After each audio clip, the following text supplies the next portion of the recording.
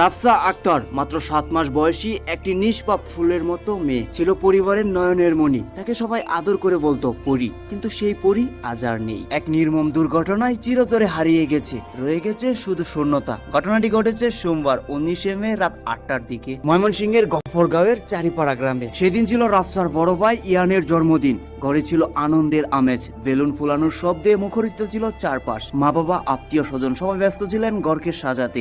শিশুর জন্মদিন বলে কথা। সেই মুহূর্তে খাটে বসা ছোট্ট রাফসা, যার বয়স মাত্র 7 মাস, কৌতূহলবশত একটি বেলুন হাতে নেন। কিন্তু সে তো শিশু, তার তো বুঝার বয়স এখনো হয়নি। হঠাৎ করেই সে বেলুনটি মুখে ঢুকিয়ে ফেলেন। খেলার চলে হয়তো ছিল, কেউ খেয়াল করতে পারেনি। খেয়াল করার আগেই বেলুনটি গলা দিয়ে নেমে শ্বাসনালীতে যায়। মুহূর্তেই শিশুটি নিস্তেজ হয়ে পড়ে। ঘটনার আকস্মিকতা আতঙ্ক হয়ে পড়ে পুরো পরিবার। কেউ দৌড়াচ্ছে, কেউ কাঁদছে, সব যেন এলোমেলো। মা বাবা দেরি না করে দ্রুত মেয়েকে নিয়ে হাসপাতালে ছুটে যান। পথে বারবার ডাকছিল, রাফসা চোখ খুলো মা, কিন্তু বিধাতার লিখন হয়তো ভিন্ন ছিল। পথেই নিষ্পাপ শিশু রাফসা দুর্কুলে ডলে পড়ে। আজ জন্মদিনের ঘরে কোনো বেলুন নেই, হাসি নেই, শুধু নিঃশব্দ কান্না আর আতঙ্ক। রাফসার মা এখন অসহায়ভাবে চিৎকার করে কাঁদছেন আর একটানা বলতে থাকেন, আমার মেয়ে বাঁচেনি, শুধু একটি বেলুনের জন্য আমার রাজকন্যা চলে গেল। আর রাফসার বাবা নিঃশব্দে তাকিয়ে থাকেন সেই ফাঁকা খাটের দিকে, যেখানে কিছুক্ষণ আগেও হাসছিল তার নিষ্পাপ মেয়ে। এই ঘটনা যেন প্রতিটি পরিবারের চোখে আঙ্গুল দিয়ে দেখিয়ে দেয়, একটি সামান্য বেলুন হয়ে উঠতে পারে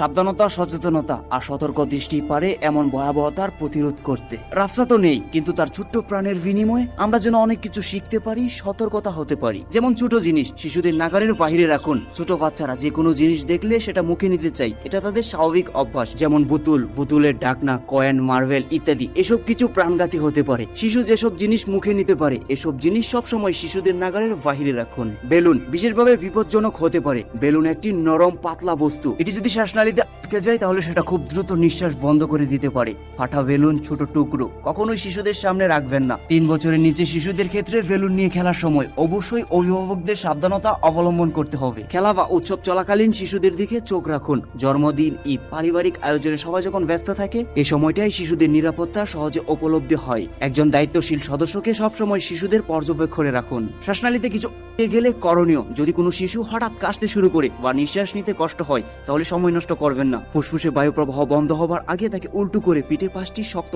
দিন। অভিজ্ঞতা থাকলে হ্যামলিট বা ম্যানোভার প্রয়োগ করুন। দ্রুত কাছের হাসপাতালে নিয়ে যান। সময় এখানে জীবন পার্থক্য তৈরি করবে। রাফসা তো আর ফিরবে না, কিন্তু আপনার ঘরের ছোট্ট রাফসার যেন এমন না হয়, তাই সবাই সতর্ক হন। শুধু মা বাবা নয়, সব আত্মীয় স্বজন, সব প্রতিবেশী, সব শিক্ষকদের বলছি, সবাই সচেতন হতে হবে। রাফসা, তুমি তো ছিলে তোমার বাবা মার একমাত্র পৃথিবী। আজ তুমি আকাশের তারাদের মধ্যে আলোকছটা হয়ে রইলে।